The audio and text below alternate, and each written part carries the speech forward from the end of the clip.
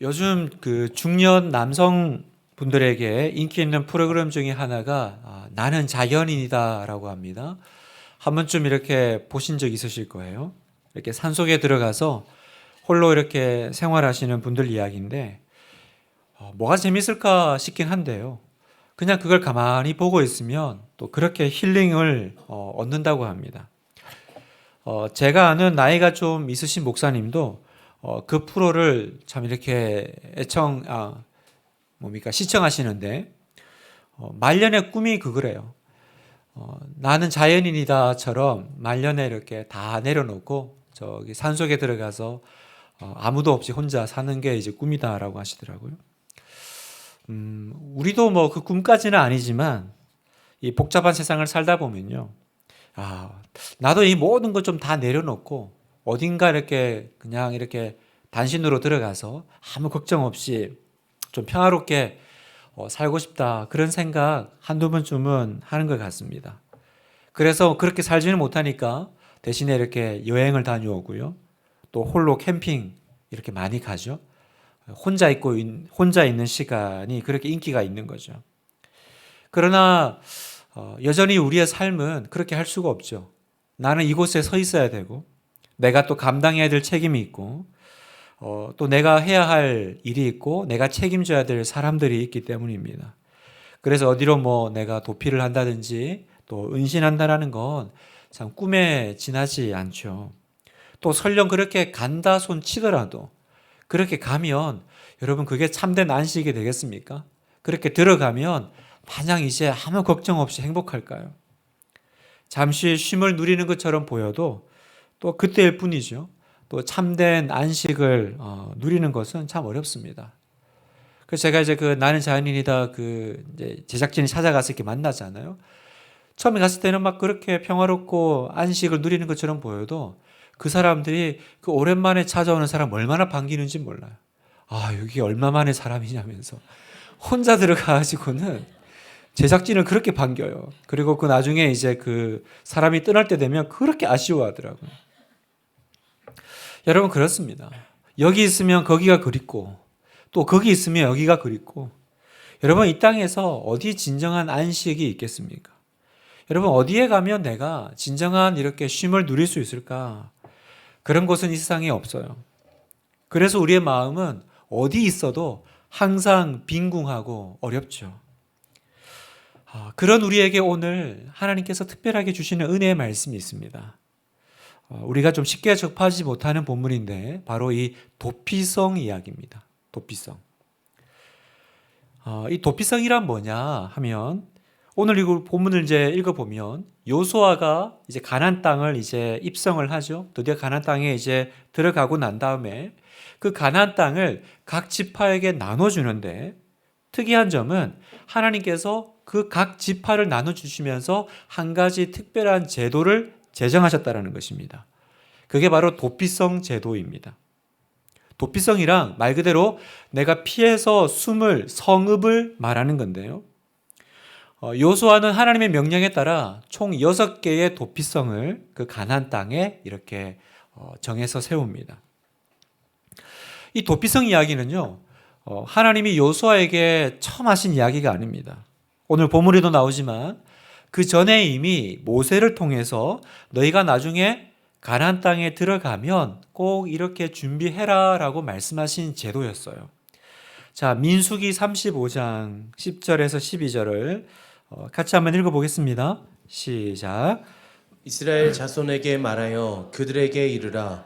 너희가 요단강을 건너 가나안 땅에 들어가거든 너희를 위하여 성읍을 도피성으로 정하여 부지 중에 살인한 자가 그리로 피하게 하라.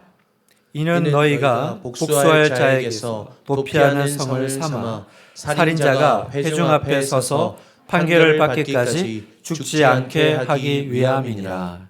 아멘. 자, 이 말씀을 보면 오늘 우리가 읽은 요수아 말씀하고 뭐 크게 차이가 없죠. 근데 이미 그 모세 때부터 너희가 가나안 땅에 들어가거든 이렇게 해라. 뭡니까? 도피성을 만들어서 거기로 사람들이 피하게 해라.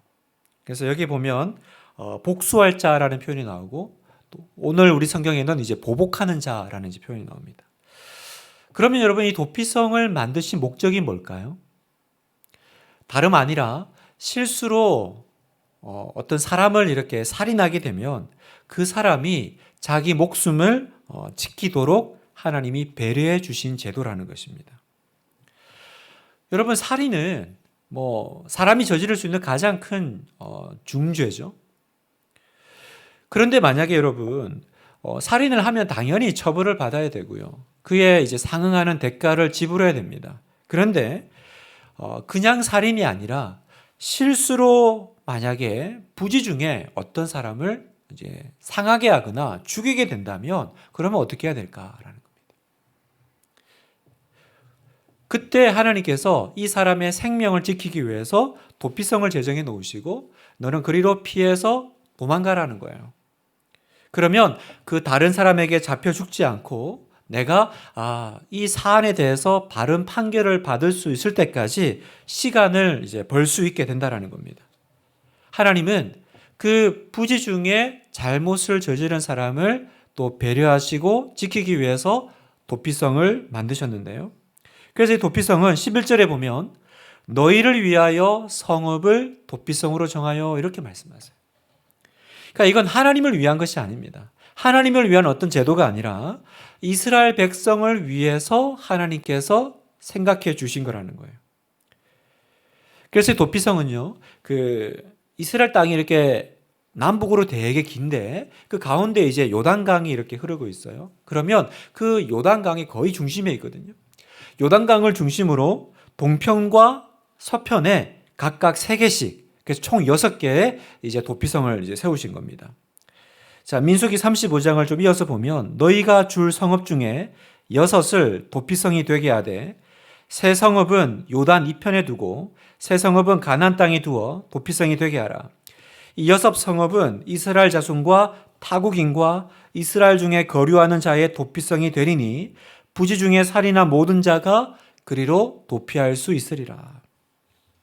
자, 왜 이렇게 요단강을 중심으로 이쪽에 3개, 저쪽에 3개 이렇게 각 지역에 펼쳐서 도피성을 만들어 놨을까요? 이것도 결국은 하나님이 이스라엘 백성들을 배려하신 겁니다.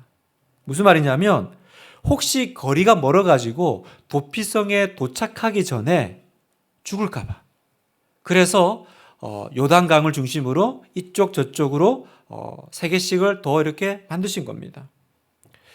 여러분 여기서 오해하지 말아야 될 건 무조건 여기로 피하면 사는 것이 아니라 부지 중에 실수를 했을 경우입니다. 그러니까 고의로 사람을 죽인 살인자는 여기 해당되지 않습니다. 이 성에 피해도요 다시 이렇게 처벌을 받게 되죠. 이 도피성은 말 그대로 전혀 죽일 의사가 없이 어떻게 하다가 살인하게 된 사람들을 위한 것이라는 거죠.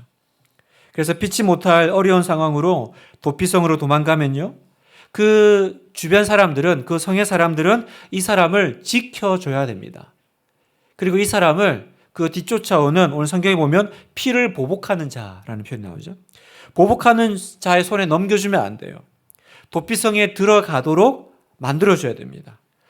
자, 여기서 피를 보복하는 자라는 뭐냐면 그 당시는 요즘같이 사법 체계가 제대로 있던 시대가 아니니까 그 어떤 피해 상황이 일어나면 그 피해 상황을 가까운 가족이나 친지들이 보복을 할 수 있는 거예요. 그래서 살해당한 사람의 가장 가까운 가족들이 복수를 이제 하는 거죠. 이게 바로 이 사람들이 피를 보복하는 자라는 겁니다. 이 사람들이 이 죽이러 오면 그 사람들로부터 이 사람을 지켜줘야 된다. 지켜줘야 된다. 이 제도의 또 특이점은 뭐냐면 복수를 피해 달아난 사람은 오직 도피성에 머물러 있을 때만 보호를 받습니다. 그래서 혹여나 이 사람이 만약에 밖으로 나가면, 그래서 나갔다가 복수하려고 기다리는 사람들에게 죽임을 당한다 할지라도 그건 이 사람이 여기에 대해서 항의할 수가 없는 거예요. 왜요? 도피성 안에 있을 때만 보호를 받도록 제한된 법이기 때문이에요. 그러면 이 사람은 언제 도피성에서 나올 수 있을까요? 그 성을 관리하는 대제사장이 죽으면 그제서야 그 도피성에서 나올 수 있게 됩니다. 자, 이게 이제 오늘 우리가 읽은 이 본문의 이 도피성 제도의 이야기인데요. 여러분, 이 도피성 이야기가 오늘을 살아가는 우리에게 무슨 의미가 있을까요? 우리가 실제로 도피성이 있는 것도 아니고, 그걸로 도망갈 수 있는 것도 아니고요. 하나님께서 이 도피성 이야기를 읽는 오늘 우리에게 주시는 메시지가 뭘까? 여기에는 굉장히 중요한 한 가지 메시지가 있습니다. 그 메시지는 뭐냐면 바로 사람은 절대로 자기 힘으로 평화와 안식을 누릴 수 없다라는 것입니다. 다시요. 우리는 절대로 우리 힘만으로 평화와 안식을 누릴 수 없는 존재라는 거예요. 여러분, 사람이 살다 보면 부지불식간에 실수를 하게 되어 있죠. 또 죄를 범합니다. 그러다 보면 어떤 상황에서는 내가 피해자가 되기도 하고, 또 어떤 상황에서는 내가 또 가해자가 될 수도 있는 거죠. 그런데 여러분 보세요. 우리가 살아가는 세상을 보면 내가 피해를 당했다라고 한번 생각을 해보세요. 사람이 자기가 피해를 당했다라고 생각하면 그게 상대방의 어떤 고의든 아니면 실수든 우리 안에는 복수심이 불타오르게 되어 있습니다. 그리고 한번 복수심에 사로잡히고요. 또 감정의 지배를 받으면 어떻게 돼요? 판단력이 흐려지죠. 여러분, 판단력이 흐려지고 내 마음이 저 사람이 나한테 그렇게 한번 이렇게 당했다라고 생각되면 여러분 받은 대로 돌려줍니까? 절대로 그렇지 않아요. 사람은 배로 갚아줘야죠. 배로 갚아줘야 됩니다. 누가 받은 만큼 돌려줍니까? 그러니까 상대방의 상황보다 내 감정이 언제나 항상 더 우선되는 게 사람의 본질이기 때문에 우리는 복수할 뿐만 아니라 더 복수합니다. 그러면 또 어떻게 돼요? 받은 것보다 훨씬 더 많은 것들을 우리는 상대방에게 가해하기 때문에 그건 또 다른 복수를 낳죠.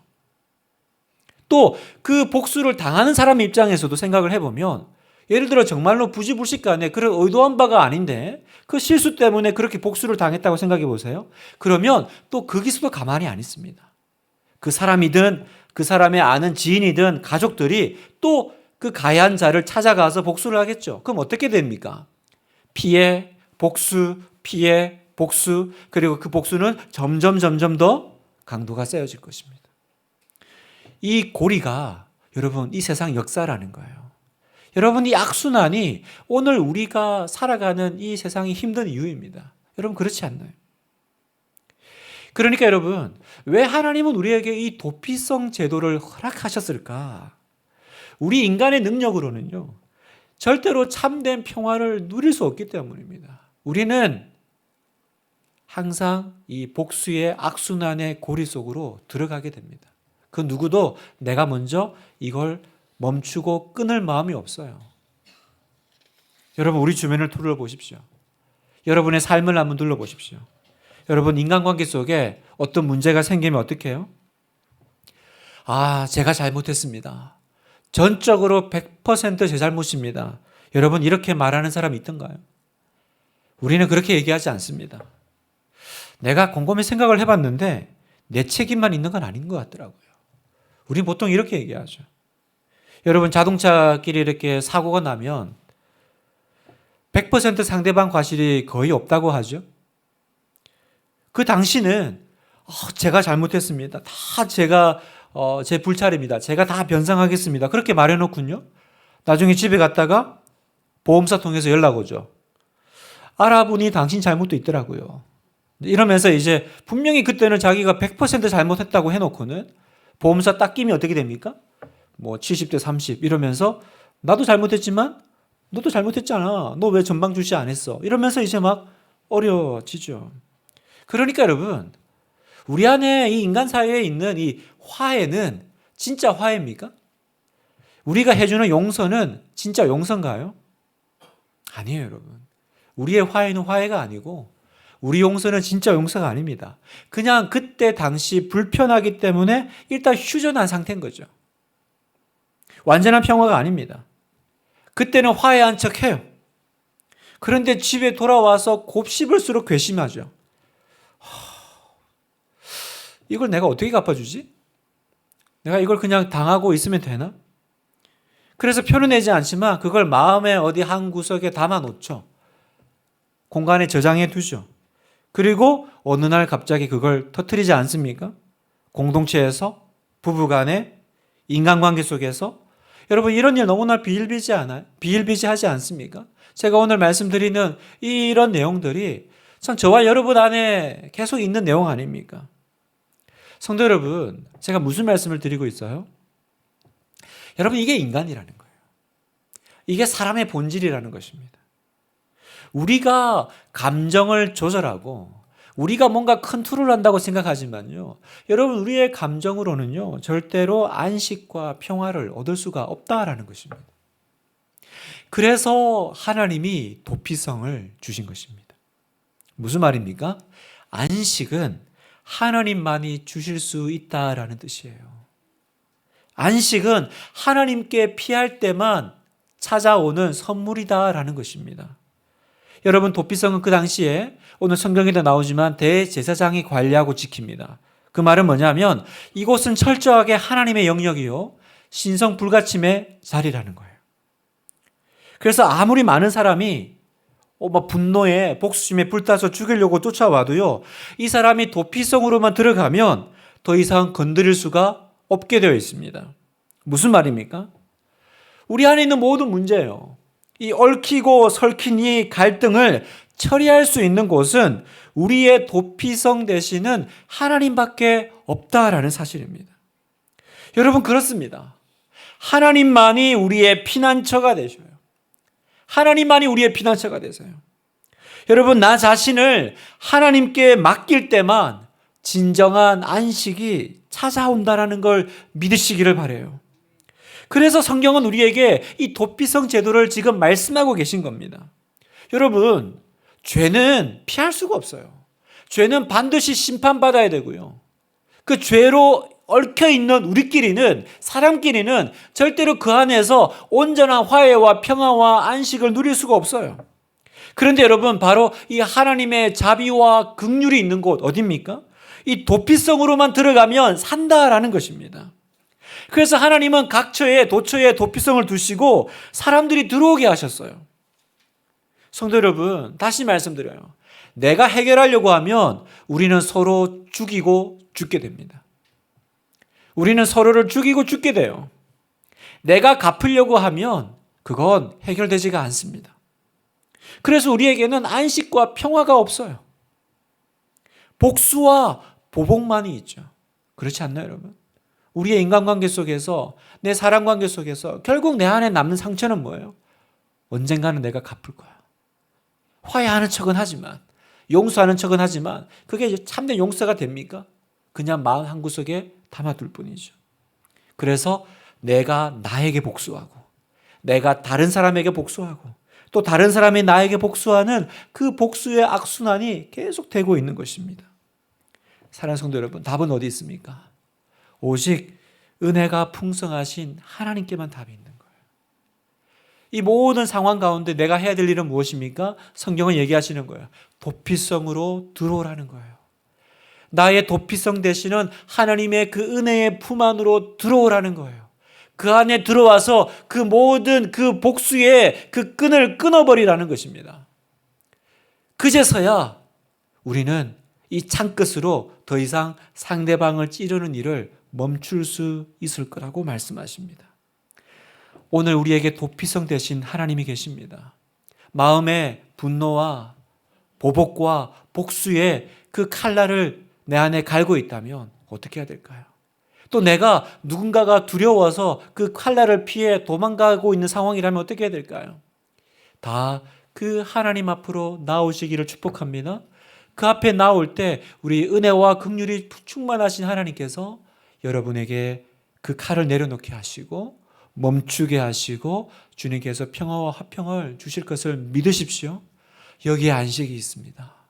도피성 되신 하나님께 안식이 있습니다.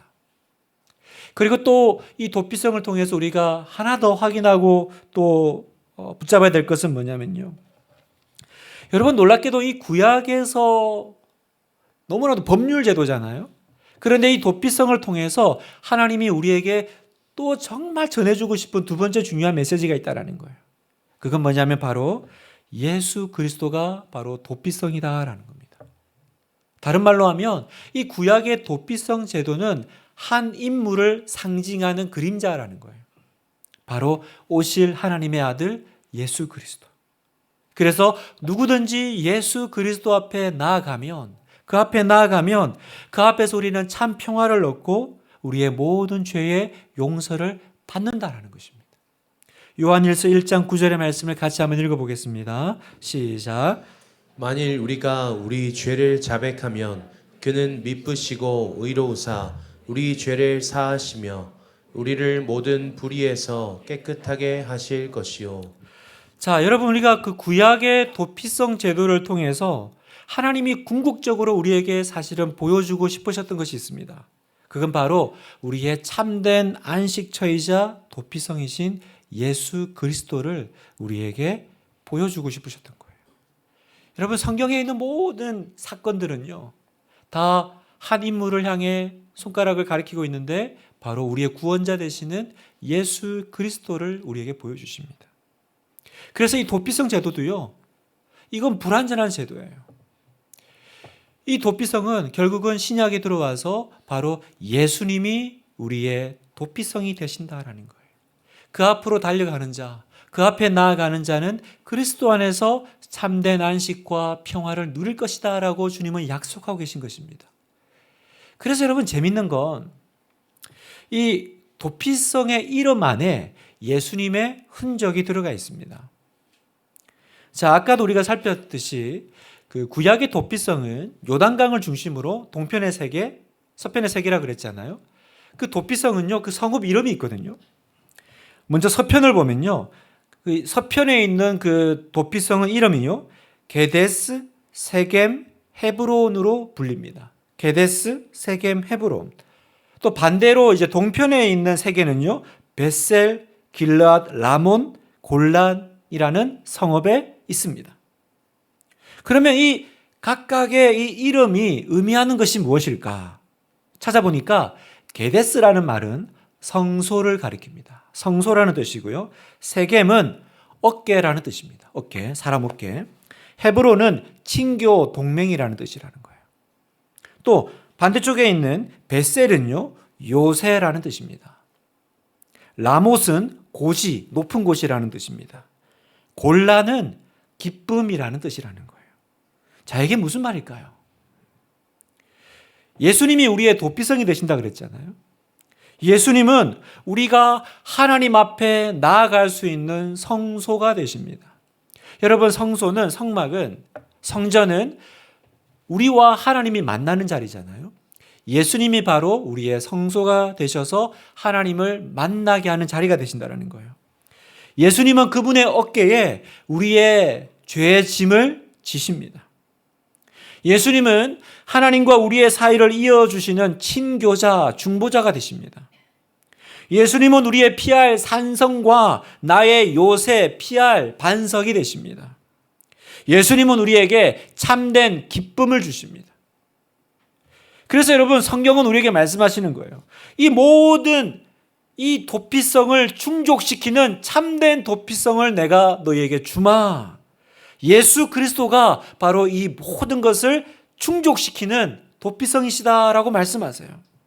예수님이 나의 도피성이요, 예수님이 나의 피난처가 되신다라는 것입니다.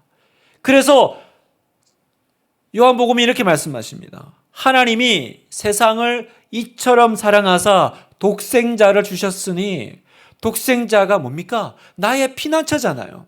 그러면 하나님이 세상을 이처럼 사랑하사 피난처를 주셨으니 이는 저를 믿는 자마다 멸망하지 않고, 피난처를 주셨으니 저를 믿는 자마다, 그에게로 도망가는 자마다 멸망하지 않고 내가 망하지 않을 이름 예수 그리스도. 여러분 아멘이세요? 그 이름을 붙잡는 자 망하지 않을 줄 믿습니다. 그래서 여러분, 이스라엘 백성들은요, 죄의 종류와 상관없이 가릴 것 없이 도피성을 찾았습니다. 우연히 죄를 지었을 때나, 어쩌다 감정이 북받쳐서 사람을 죽이는 큰 실수를 했을 때나, 그야말로 돌이킬 수 없는 죄를 범했을 때 모두 도피성으로 도망갔습니다. 피했습니다. 그리고 누구든지 도피성으로 들어오면 대제사장이 이 사람은 이 성에 머물어도 돼 라고 말하면 그때부터는 그 누구도 이 사람을 도피성에서 끌어내면 안 됩니다. 하나님이 약속은 뭔지 아세요? 그 사람을 강제로 그 도피성에서 끌어내서 죽이면 하나님의 진노가 그에게 임할 거라고 말씀하세요. 사랑하는 성도 여러분, 오늘 이 자리에 도피성이 필요하지 않은 사람이 누가 있나요? 여러분은 자유로우세요? 나는 도피성 같은 거 필요 없어. 여러분 정말 그렇습니까? 여러분이 정말로 내가 도피성이 필요 없다고 느낀다면 여러분은 아직 여러분의 밑바닥을 못 보신 거예요. 아직 못 보신 것입니다. 처절하게 나의 죄악된 본성을 직면한 사람은요, 이렇게 말합니다. 로마서 7장 24절. 오라, 나는 공고한 사람이로다. 이 사망의 몸에서 누가 나를 건져내랴? 누가 나를 도와주지? 누가 나를 이 복수의 악순환에서 끊어내 주실 수 있을까? 누가 이 죄악 덩어리인 나를 구원해 줄 수 있을까? 정말 이 죄의 덩어리인 나는 어디로 가야 되는 걸까? 나는 어디서 구원을 얻을 수 있을까? 내가 어디로 가야 살 수 있을까? 여러분, 여러분의 밑바닥을 보신 적 있으세요?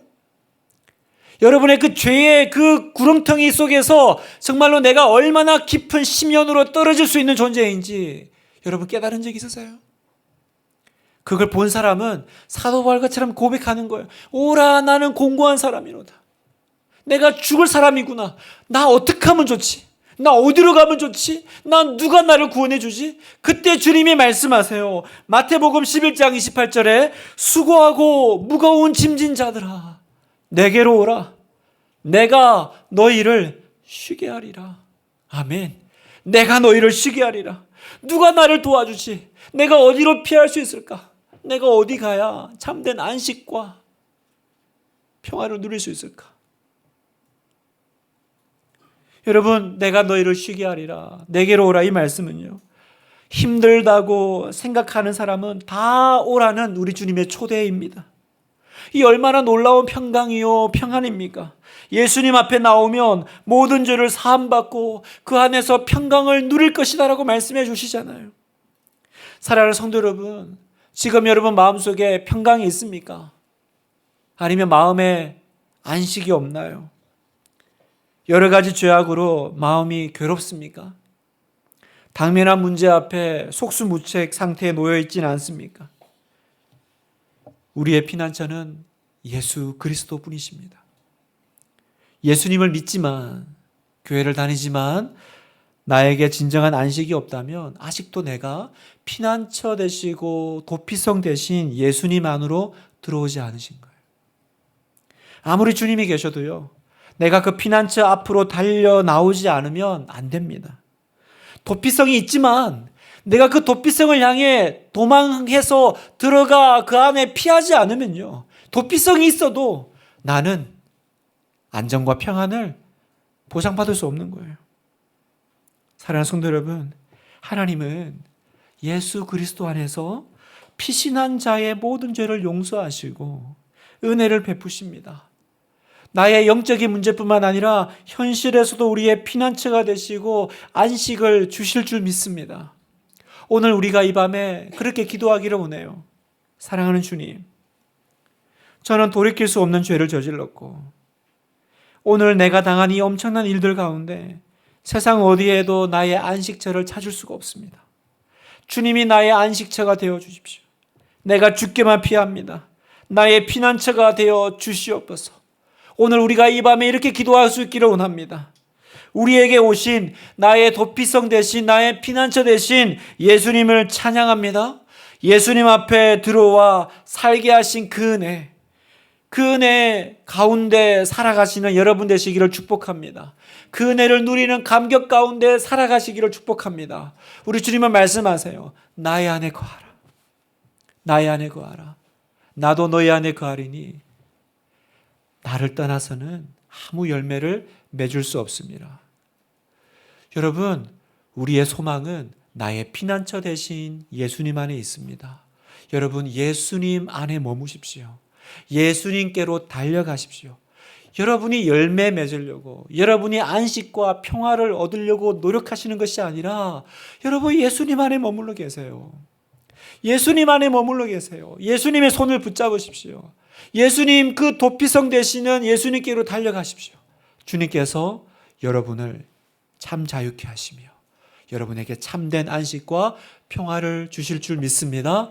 오늘 밤이 그 복된 밤이 될 것을 믿습니다.